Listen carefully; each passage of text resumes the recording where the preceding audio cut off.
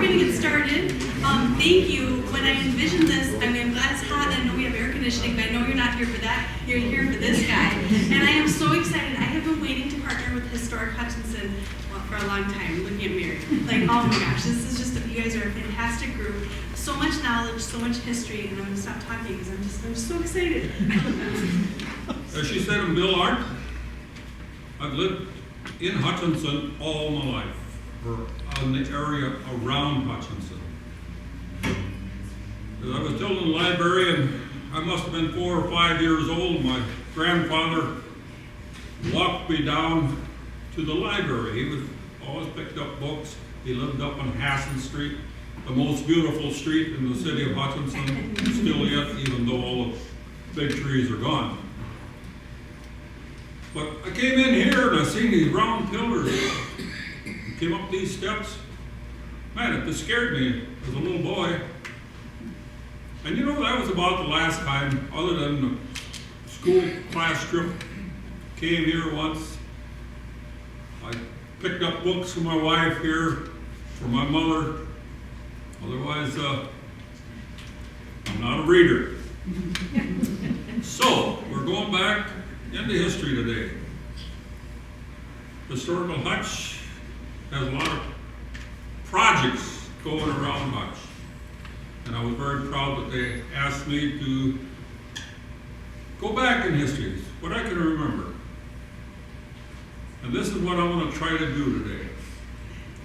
I got a picture here. I'm going to ask my grandson to come and hold it up for me for a minute. My granddaughter. This picture was painted by Sally Cohn. And all my life, I never moved more than 1.5 miles from this bridge. This bridge we saved in 1967. It was west of Hutchinson. It was an old rumble bridge. Learned how to fish bullheads from it. Learned how to dip water for washing clothes. This was back in the 40s. My folks would go down to the river bridge. The river was clean in them days. And they'd dip water, nice soft water for washing clothes. Put it in the big boiler on the stove, and that's how you wash the clothes. But last year this bridge stood. We spent a Sunday afternoon pushing ice underneath of it. The river was in flood in 1967, and the farmer that had the land and the building site on top of the hill, that was his private driveway now. That used to be a township or a county road, built in the back in the 1920s. The old steel rumble bridge. I hauled many loads of silage across that when I worked for the neighbor. This picture hangs in our houses, brings me back to my history of the river, the farm community, and the city of Hutchinson. As I said, I lived here all my life.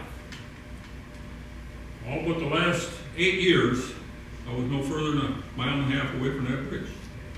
I lived on South Gray. I was born by Westland Church. I lived on County 14. My folks rented a farm there. And I'm going to tell one little story about that farm there. We rented that farm. It was quite a big farm. And the owner of the farm was Herman Schmidt. Now, Herman Schmidt had several buildings on Main Street. He had about 3 or 4 farms out west of town. He was an old German immigrant. And the reason I remember this man, there's 2 of them. First of all, my mother was scared stiff every time he came on the place. He had a Model T. He'd pull it up behind the barn. There was a hill there. He'd jump out and put his 4x4 under the wheel. When he's ready to go, he'd kick it out and start up and away he go. He never got a crank. But he loved to sit in the farmhouse there with the folks and talk. And the thing that I remember, and I think what he was impressing upon me, is to scare me, he'd tell Indian stories, one after another. Can I remember, oh, back here in this corner there was so killed, and Indians came through here many times, and all these things. How much truth there was in it? I have no idea.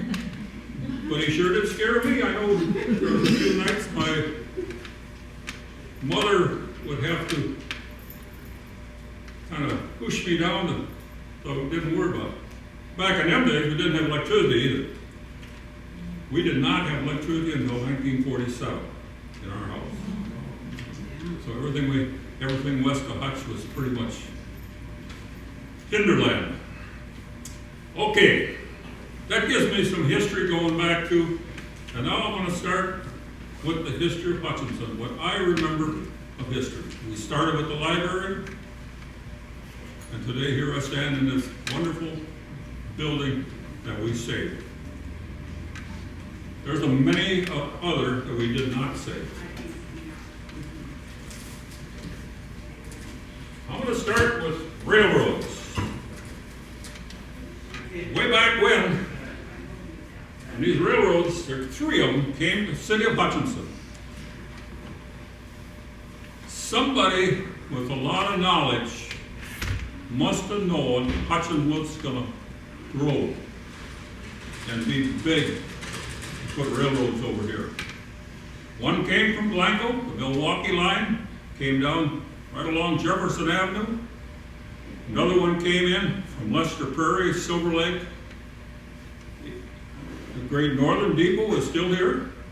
And the other one was the Loose Line, which came from Plymouth and went all the way across the state to Glick, Minnesota, which is close to Montevideo.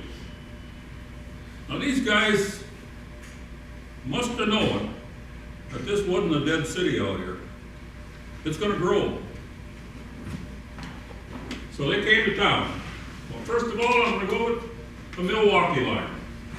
This one here came down, ended where Albright's Oil, right here on 2nd Avenue.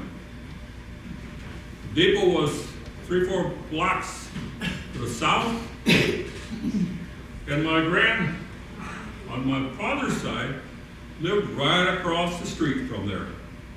So I got infatuated with trains way back when I was a little boy. And one of the things that I'll never forget, when the train would come in at noon from Blanco, it always had to be turned around. There was a turntable there. And as a little boy, Grandpa would take over. He knew the depot agent and all these guys, and would take me over there. We all pushed that engine around. Good long beat. Man, that was great. Anyway, that line served as a passenger line connecting to the main Milwaukee line in Blanco. It also, at one time, hauled some beets. Remember they dumping beets just across my grandpa and grandma's? And a lot of the mail came in on that line to Hutchinson. They didn't have trucks in those days that traveled back and forth. It'd come in off to Milwaukee because it was daily service. I wouldn't doubt there might have been some mail coming in on the Loose Line, which the dinghy, we called it the dinghy, was the electric motored one. As a passenger thing came out.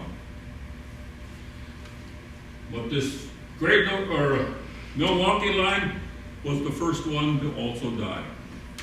Where Richard Larson's buildings are, there used to be a big coal shed there. And us kids and cousins and all that would come to Grandma and Grandpa's. Where were we? Monkeying around in them boxcars, on top of them, under them, everything else. They did haul oil in. They hauled coal in to Hanson's coal yard and Fred Sorensen's coal yard. They hauled grain to Pacific Grain, and there was also another elevator further down, I believe. But Pacific Grain was the main elevator on Jefferson Street.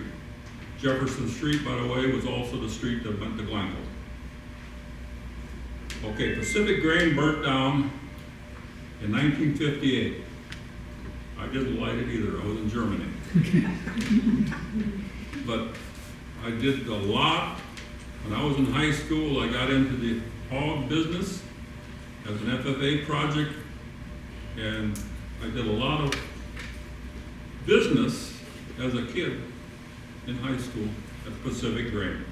Knew the manager very well, and he would cover me and all this good stuff way back then. Anyway, that's what was serviced on the Milwaukee line. Then we're going to go over to the loose line, which came into last. Here's the depot.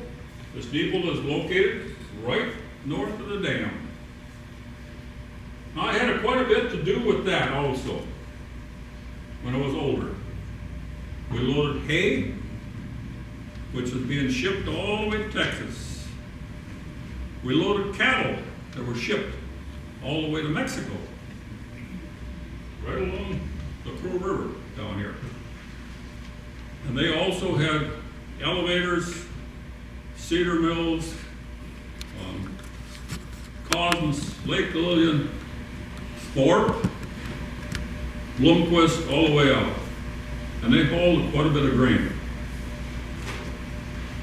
And also they hauled a lot of beets, came in from Clare City area. So that was a pretty busy line. They did have a lots of mishaps on that line though. They ran it into Winstead Lake.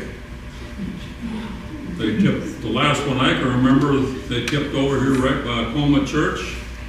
Lumber and grain and everything else that was about one of the last years they were in operation. Well, my grandfather, when I lived down here in Jefferson Street, he farmed in Cosmos area. And he always said, when Luce came through to buy that land, cheapest land as possible. Well, if you look at the land, that rail line, which is a trail today, sits, it's pretty much swamp. All the way along Highway 7 to Curvius of the Cosmos, kind of follows all the swamps to Cosmos. And then from Cosmos, it got a couple bridges and goes on west to Lake Lillian. So they did have a lot of accidents, tip overs and stuff like that. That was one of the second railroads that died out. I got a little story on that one. This one came from my dad. He grew up in Cosmos, around Cosmos. And you know, boys will be boys, no different than right now, or when I was a boy. Margaret, keep your mouth shut. We graduated together from high school. So maybe it's all the ones she's gonna bless me. Anyway, my dad always told a story where Mr. Fleming had a cow. And you know, a lot of these little towns, everybody had a one or two cows. Halloween night, they loaded it on a boxcar. Wouldn't you know it, during the night, the loose line was returning from way out west, hooked onto that car, and went all the way to Minneapolis. Where's my cow? Well, nobody said anything at first. And then the guy started getting a little worried. Well, I was in a boxcar. So needless to say, Mr. Fleming had to pay to get it shipped back to Cosmos. He got a free ride to the cities, but he had to pay to get shipped back to Cosmos. Poor cow, you know. So that's a little story, a little fun fact.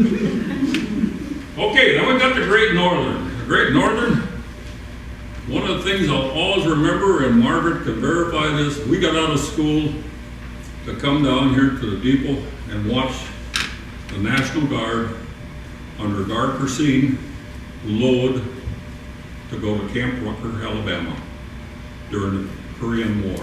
for the start of the Korean War. There is a picture, and this is something I've looked and talked about many times, of the people getting on this troop train at the Milwaukee Depot. A man that most likely took it, was taken from the farmer's service elevator, was Milt Altmeyer, who run the elevator there.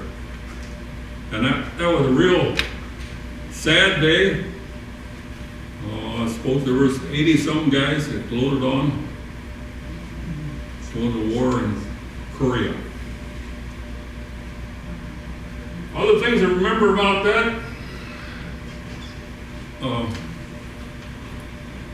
is that railroad had a lot of business with two big elevators that lasted until they closed up.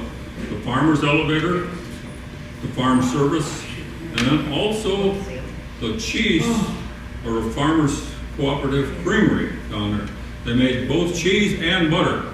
And during the Second World War, they shipped out a lot of butter on rail to get out of town. And that was a very big business though. There's one thing I want to cover also. Hudson Shipping Association used to have a stockyards over here on 2nd and Huron down there. They would buy cattle, they would get stuff, and they had the yards there, they loaded on and went down. There was also one on the loose line, and that was located just east of the municipal light plant in town. I remember my dad taking pigs down there. They get weighed, they put them on cars to get shipped to South St. Paul.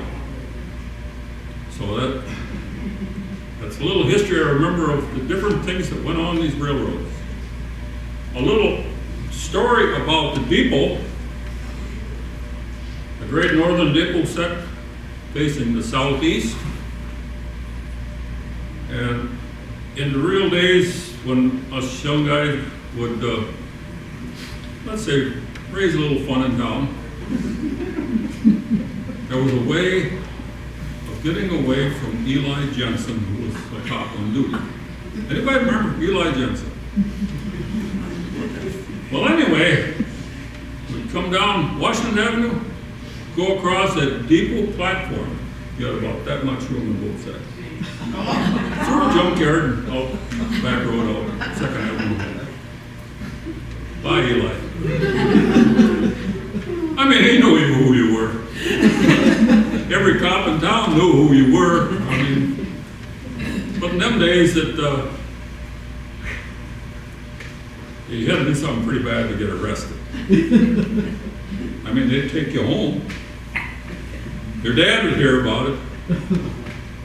And you might get your tan and that stuff, but that was it. Anyway, that's the depot stories. Along with the depots, there was hotels. This one here, the old Park Hotel, sat, well, half a block to the north. It was a kind of shambles hotel. Sat across from Britsky's Implement, the northeast corner of Park. And that was tore down. And then this one went way back. That is now the Hotel Jurgensen. And of course, the hotel that I was born in, the Hudson Hospital. A community hospital located right across from the water tower in South Park, where the high rise is now. My wife worked there. I was born there. One of our daughters was born there. And it was kind of sad to see it go. I mean, we all spent a number of times in the community hospital. Of course, now we got the new modern hospital south of town. There was 3 floors. The nursery was up on top. They call this the sun porch. Nursery up here, sun porch, and down here, if you were in there for a long time, they put you in the sun porch of the community hospital. That is gone. We got a new hospital out there. Okay, now we're going back to something that never should have got destroyed. This little building here, built in the 1937s. It was the bathhouse. It sat above the swimming pool. That's the swimming pool. The river was not bad. Nobody ever got a disease in it. We go to Lake Marion, and you'd get chiggers. You go to Minnabell a certain time of the year, you'd get chiggers. Never here. Maybe the water was too dirty for chiggers to live in. I don't know. This here is the diving tower. Something I'll always remember about that diving tower. When we had Water Carnival, which on the north side of the river on 3rd Avenue, from Main Street on west, this was a highlight to see. There were several people in this town that did tricks off of that. One of them was a gentleman, every year they'd light him on fire. He dove off the top, flaming into the river. Some said they got him pretty drunk before he did it. But as a kid, that is something. And the other thing is the slides. This is the old slide that went over alongside the dam down into a pool down the bottom. Then you had to crawl back up the steps on that side. The new slide was just above the dam, same direction as the dam. They lost all this. Well, somebody got hung up in the mud, they said. Okay? People died in Lake Marion too. People broke their necks in Lake Marion. Buddy of ours, our high school classmate, 3 weeks after we graduated, wasn't it? Dove off the dock in Lake Marion and broke his neck. Never again to walk. Excuse me, Never run. sir. So this was a place. Did you graduate with my father, Lyle Randall? Can somebody repeat? I can't Lyle hear. Rano. Lyle Rano. Did you graduate with him? Lyle Rano, yes. He was a classmate of ours. Yeah, I remember, because my dad always told me about that accident. Yep, everybody knew about that. It happened first part of July, just a month after we graduated from high school. Okay, this year also I said was the Water Carnival area. They did the water shows out there. And something I always dreamed about, they had a Chris Craft boat that would give boat rides up the Crow River. Oh, only I could get a ride on that. But no money. So I never got to ride on it. Also, there was this old seaplane that they had. It made so much noise, but he'd fly around town, land on the river. So there's a lot of activity, and the carnivals are always great along the river. Fireworks along the west side of the river. It's all gone. But I say, this here building here, which was located just south of the dam, on the other side of it was Weislow's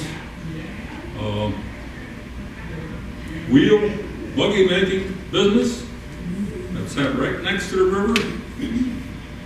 Then sat a little building in there. Then McDonald's hatchery was next, and Hank's bait shop. It was all down in that between 2nd Avenue North and the bridge. Don Abbott finally bought some of that land and built a modern building down there, and that's what we had today. And that was all tore down after the 65 flood. The 65 flood was, we had sandbags up to the roof of here. There was 2 houses west of there, sandbags up to the roof. Now here you have maybe the 3rd dam. This is the slide dam. First dams were wood. And when they built the rock dam that we have today, they dug all that out, and they had to get rid of the silt and the rocks and everything else. Well, I had an old gravel pit west of town. There we go. And if only I'd have reacted in time, I had some of the logs. I still got an anchor rods that held that old dam to the side. That was all dug out.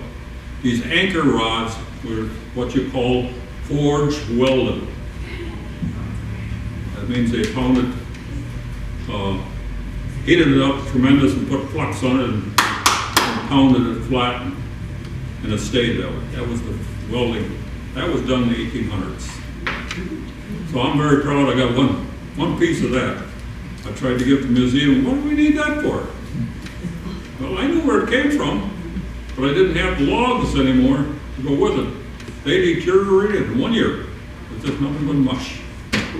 Only way to save them like the canoe. They were down in the 1880s when they had the mill.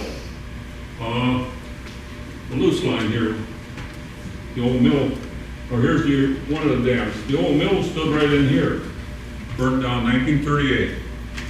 A little story about that. When that mill burnt down, there was quite a bit of grain in it.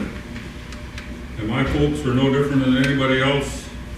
If you get free grain to feed the cattle in the 30s, you went and got it.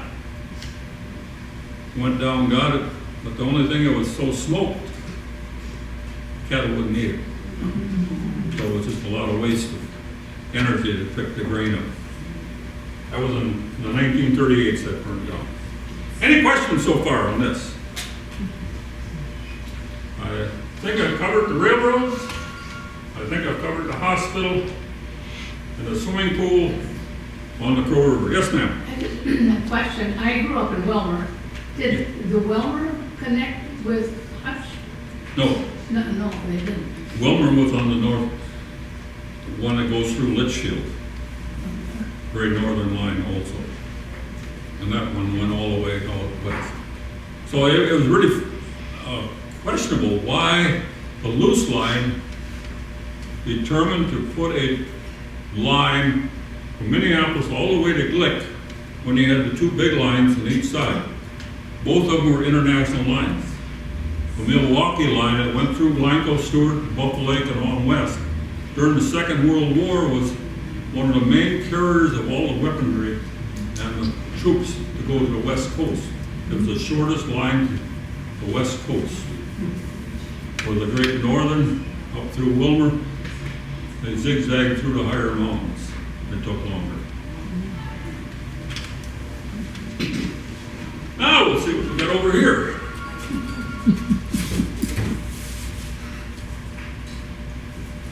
History, history, history, history.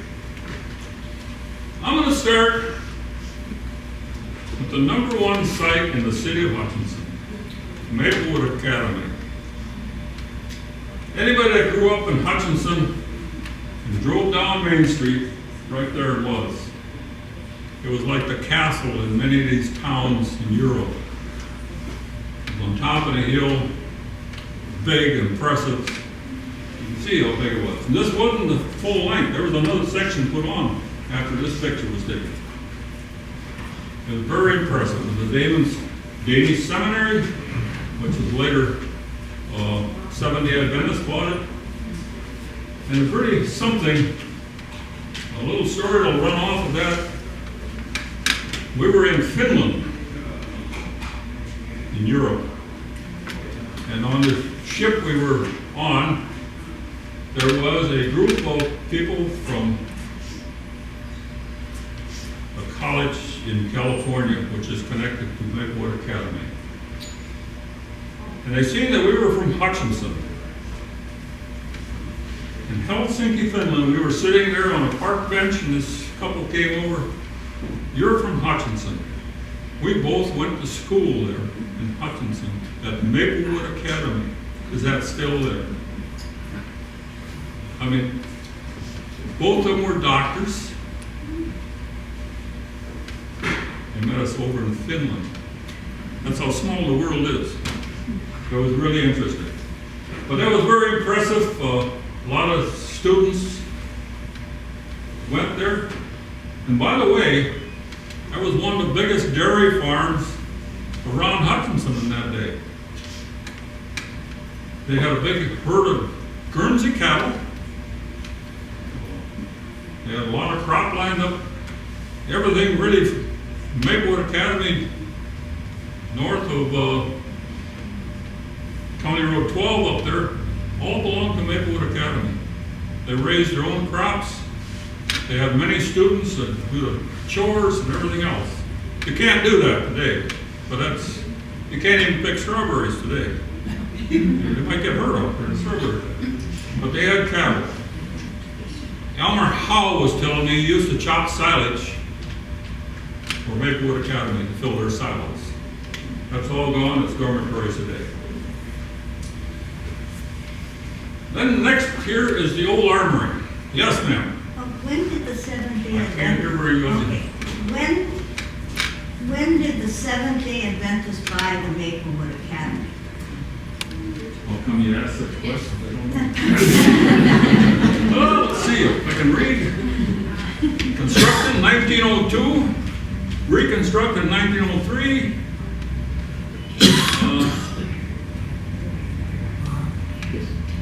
1940, tore down in 1980. I remember, in fact, I bought my farm out west of town from the farm manager of Maplewood Academy. He was no longer at Maplewood Academy, he was down in Kansas. But when he was at Maplewood Academy, he had a farm out in North Dakota. And he bought that piece of land that I own today, and he brought in all this equipment for North Dakota. John Deere tractors, steel wheels, these roller type plows, all this North Dakota type machinery. And then he was having the students operate them. One day, a big cry went out for help out there. Here, one of the students couldn't turn that old steel wheel tractor around, ran right smack in the river. Here's this big, heavy John Deere tractor, and they weren't light. They was an old D. Every tractor in the neighborhood was over there trying to pull the thing back up the bank, get it back going again. That's just a story. Anyway, next is our armory. The armory was quite a building. You see the crowd that's in there. It was built here in Hutch, the National Guard. It was used for many, many things. City license testing, roller skating was the big thing. How many went roller skating at the armory? There you go. Yeah, it was big. I mean, 3 times a week, wasn't it, Margaret? Saturday night? Wednesday night, I think, and I never roller skated. I couldn't stand up. Anyway, that was a big roller rink. It just round and round and round. That's where you... And then dances. Water carnival. Always had their dances here. And I'll go to this family story. Sorry about that. My dad always bragged about dancing with Miss America, Vicky Sharp, at the armory. I mean, she was passed around like a hot potato. But he always bragged about, yes, yes. So anyway, that was what the armory was used for. A little bit of everything. We went, even in high school, we played basketball down there. They had all the way around the up top. You could walk around the basketball court. It was state-of-the-art building at that time. Here we have another one that was just right over here. Today is a parking lot of Masonic Home, Minnesota. I went there for blood banks. The demolay meant it wasn't that heavily used, but the Masons had a beautiful building there. Beautiful auditorium, beautiful floor. It was quite impressive. But guess what? The demolition ball took it away. Today we were saved it because of it. That's a nice looking building. Okay, we've covered pretty much of that. Now here I got this old shack. I got something to do with this one too. This was the brewery in Hutchinson. Second, they were the end of it, but Hutchinson Brewery, 4th Avenue north of Highway 7. Well, the thing was a shambles. I know whenever we come to town on Highway 7, which wasn't a Highway 7 then, went by, it was just a shambles. Well, my dad's friend, Ed Horner, he owned a smart shop on Main Street. He bought it and built a house. Today, these bricks are still standing as that house front. It's the third house west of the stoplights on Highway 7 and 15. So that's a history thing. I thought about it too late. I didn't get a bottle from that business there yet. They made beer, Prohibition, shut them down like a lot of the others. But that was the Hutchinson Brewery. And of course, I think everyone in this room has went to the old fairgrounds. We call it the old fairgrounds because 30 years ago, we opened our new fairgrounds. But 31 years ago, we put on the last show there, which was the Demolition Derby. And at that Demolition Derby, I always came up with a little something different. We had every vehicle, or every type of vehicle that ever ran on that track. It was a half-mile track around there. And that half-mile track, we raced snowmobiles, we raced cars, we raced the big Offenhausers, which are the big race cars, open wheel, buggy races with horses, trotters, and ostriches. what's this other one, Virgil? Tongue and all his races down here.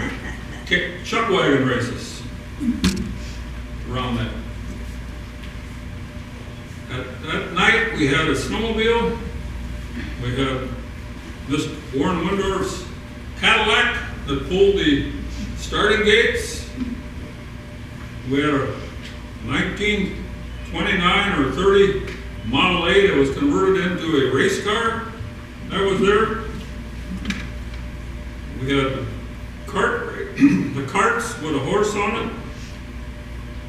There was something else we had there. We had them all in front of the grandstand that night. Tractor pulls. Demolition there. Anybody got Tractor pulls. tractor pulls? That's right. Many tractor pulls. It's really the start of it. That's when Butch and I would jump on that cart. Everybody else would jump on it and see if we could stop that tractor. That was at the fair every year. Always had horse races at the fair. Always had car races. Then in 1966, Stewart Ice Racing started demolition derbies. In 1972, our snowmobile club took it over, and I ran it for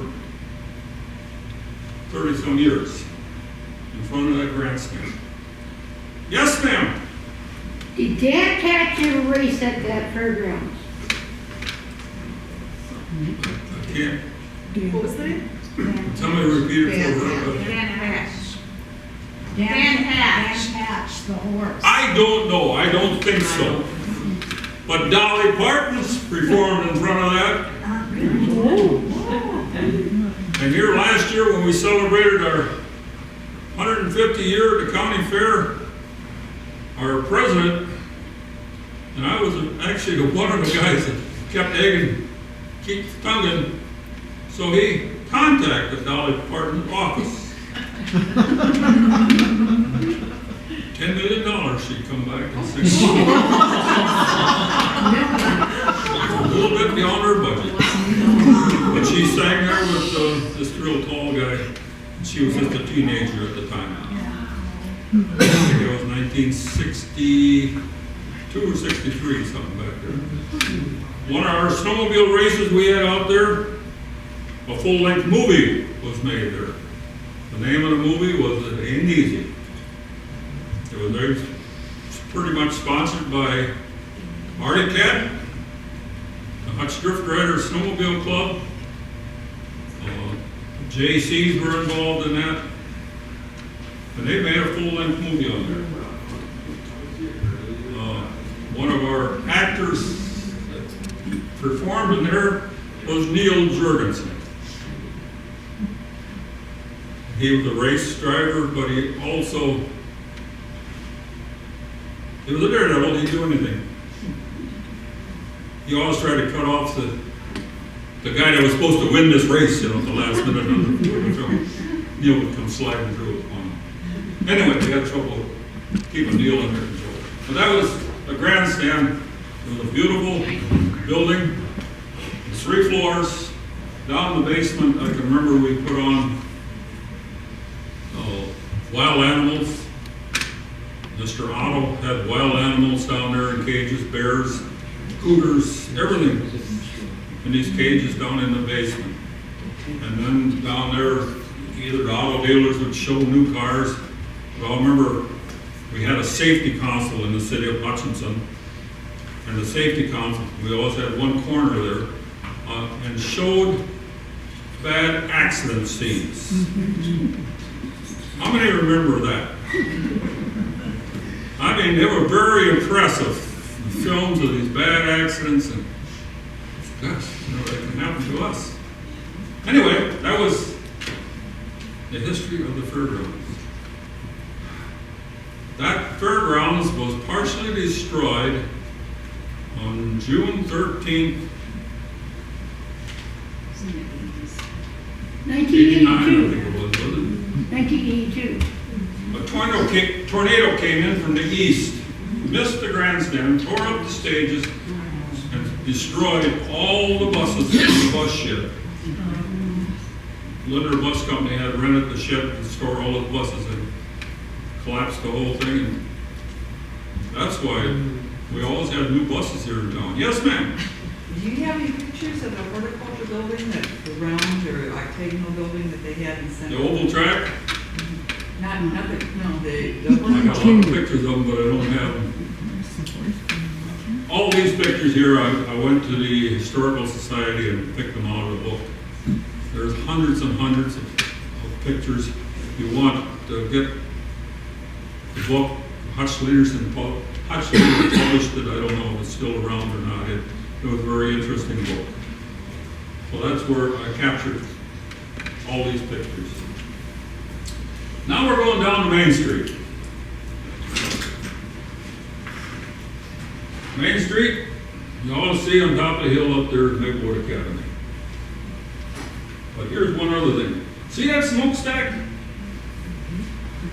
That smokestack was Kraft Foods. The tornado in 1951 destroyed that. In order to run Kraft Foods, they brought a steam locomotive in the city of Hutch that sat where that smokestack is. They hooked it to it and it ran for a couple months until they got new steam manufacturing. It sat there just off Main Street. How many remember seeing it? Butch? Good. It's just, it was something. It was not the small engine, it was one of the big engines that they brought in across the track. That was served by the loose line also. So loose line had a spur line into there. The loose line also had a spur line into the Rockide Silo Company, which is up in the hill. There they hauled out tile, they hauled out blocks, and it brought in cement and everything else. There was a spur line crossing Highway 7. Part of it's still in the ground up there. Okay, we look down Main Street. That was a very busy thing. This here is the south end of Main Street. Guess what? See that clock? It's coming back. It's just a matter of time. How long? It's a matter of time. It's all been refurbished and it'll be put back in that position. Part of history of Hutchinson. You also notice right there is a Rex Theater. How many went to shows at a Rex Theater? I think every one of us went there. That was quite a place. I think one night us boys got kicked out of there. Surprise,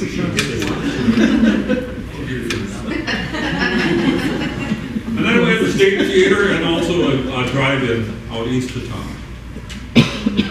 And you look on this side of the street with IGA was the grocery store here, then Ostrom's Hardware, Hutch Leader was in there, S&L store, the new bakery. What else is in there? Flower shop was all on this side of the street here. On this side of the street, you had the Oddfellows building, and then you had Billy Jorgensen's little kids' clothes store, barber shop downstairs. Then you had Matt Stokelman's beer joint in there. My grandfather worked there. And then you had Douglas Long's bakery. It used to be my great uncle's bakery, Henry Court. And then the Citizens Bank. Of course, you see Brown's sign there. So there's a grocery store here, and there's another grocery store in there. But you come to the north end of Main Street, which is down here, there were 5 grocery stores in this block. 4 beer guns.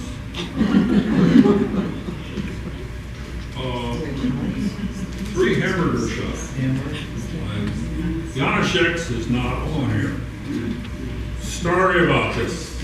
It just happened to be in town with my dad, and my dad was a great favorite of stopping in at Janaszek's for a hamburger.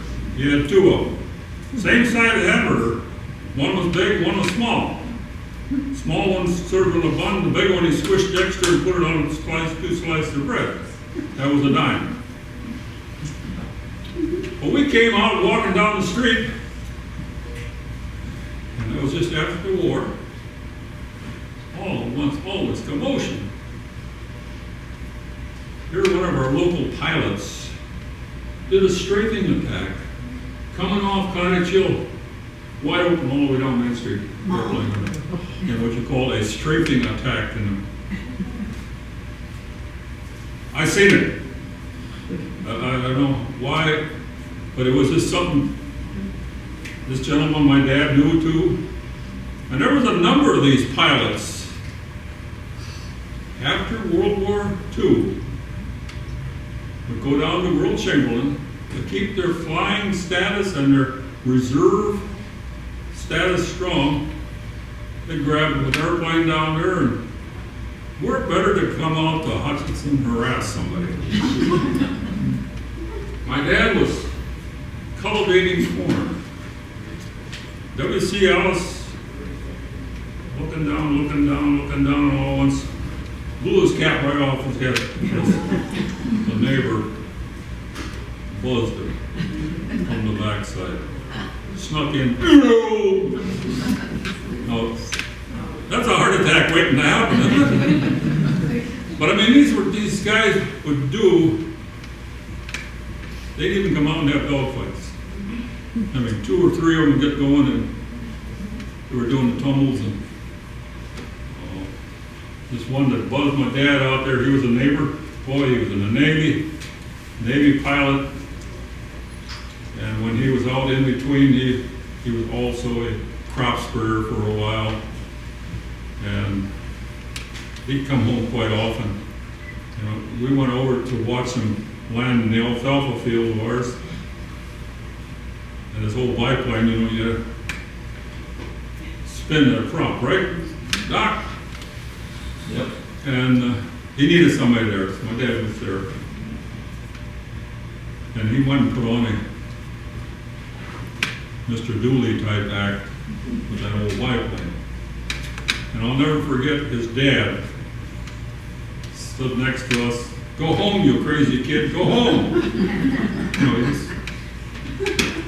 that's what these guys did. I mean, they were young. What were they?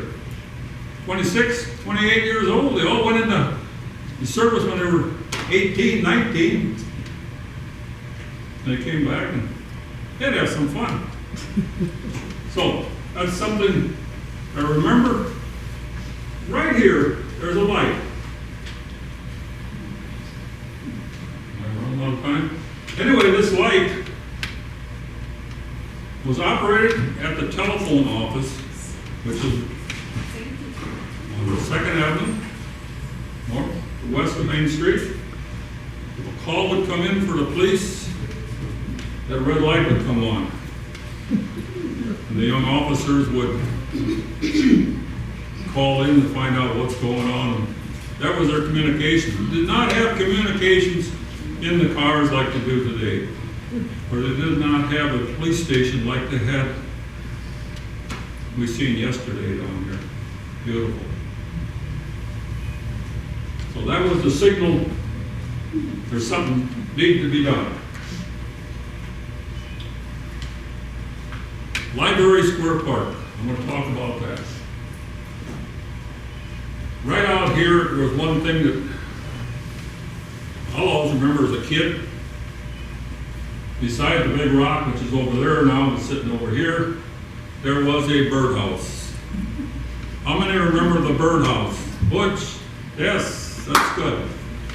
Marked by the hundreds would flock to that birdhouse every year. And the gentleman from the park department would take it down, clean it every year, and put it back up. Hundreds of martins. And martins are a pretty bird to watch. We didn't have to spray for mosquitoes in the park. Sorry about that, Murphy. Anyway, that martin house is gone. This was the stockade at one time, they said. But there's something else. All the way around that side and this side was an iron hitching rail. How many people can remember people going down, ding, ding, ding, ding, ding, ding, ding, knocking them little rings, you know, just like a song going down, you know. It was a stunt that kept on going around town. Anyway, that was what we recognized, and there were many more trees in this park. Band concerts were most of the time a high school band played at the band concert, right? You played in that, Marvin. All Every summer week. long. All summer, every week. G.I. Brendy. He was the band director at that time. And they'd play in there. I mean, they had a lot of grumbling and all that. The kids, what'd you get, 50 cents? 50 cents a practice, 50 cents a concert. We practiced on Monday, concert was Wednesday, we got 50 cents for each. We got wealthy fast. So, I mean, that's gone. History. Anything else you can think of history around town here? Oh, I know one. The old bass pond down here. Who knows where the bass pond is at? Okay. That bass pond was quite interesting. It was hooked directly to the river, outlet, inlet. There's a pipe from above the dam that went all the way through the bass pond, and they could flood it. There they raised fingerlings. And it was always kind of interesting going down there when they were dropped the water down and saying these fingerlings, bass, or walleyes, and they take them to different lakes around the community. Bass Pond was created north of the creamery, right along the loose line trail. It's still part of it, that's where they store snow in there and stuff like that. There's gates along the trail, and everything that let the water out. The light plant was also water fed from the river at one time to keep for cooling.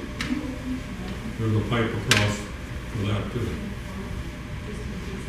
So this is my history lesson. I'm going to add one more thing. As long as Margaret's here, she remembers every one of our classmates. I think that was in 1950. We lost Rodney in 1952, right? 3, I think. 2. Was it 2? He was killed It was in February. by a murder out east of town where the elevator is at now. He was our classmate. A real shocker when we heard of this. There were 3 people killed and 1 wounded in that incident. But it was just after that, Halloween, we read the town of outhouses.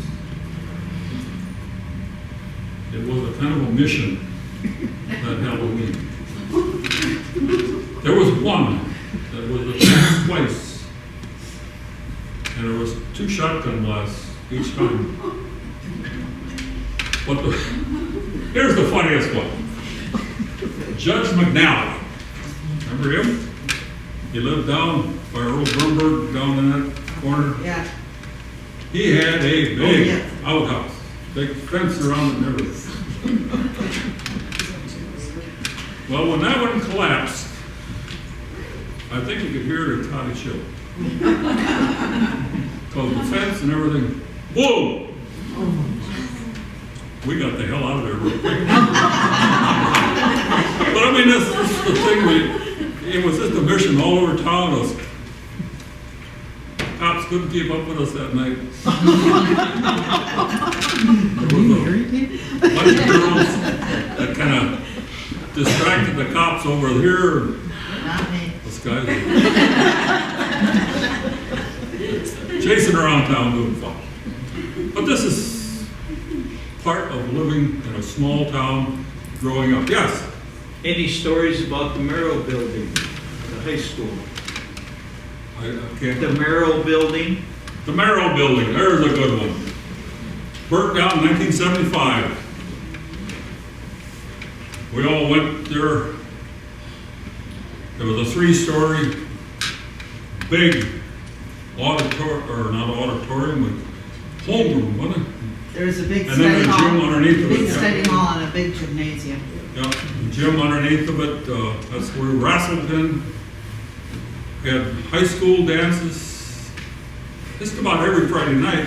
We had a game in town. Wavy floor. Wavy floor. Yeah, the floor was And the gym. not real smooth down there, but we had fun down there. Oh, I suppose I should tell another fun story. Out west of town, there used to be what you call Stony Point. Who remembers it? Oh, come on now, admit it. Stony Point. That was the place, I suppose. A lot of young people went out and parked out there. And then some young people went out to see who was parking out there. And some people went out to see our rafts. Well, one night we got the idea. There was a big stone out in the pasture, just to the north side of it. We rolled that stone into this path that went around the edge of the gravel pit. It was a gravel pit. And there was no way that you'd get past that stone, and you had to back up like this to get back out of there. Well, within half an hour, here went Troy Hoyle's power wagon west of town. We knew what had happened. Somebody tried to back up and regret it. I mean, this is a little fun thing we used to do. I shouldn't be saying this, I got great grandkids growing up here. Yes? Got any stories about the beacon? The Beacon. The Beacon restaurant. Beacon Cafe. Okay. Who's all went to the Beacon Cafe? There it was. My That was dad my place. remembered it.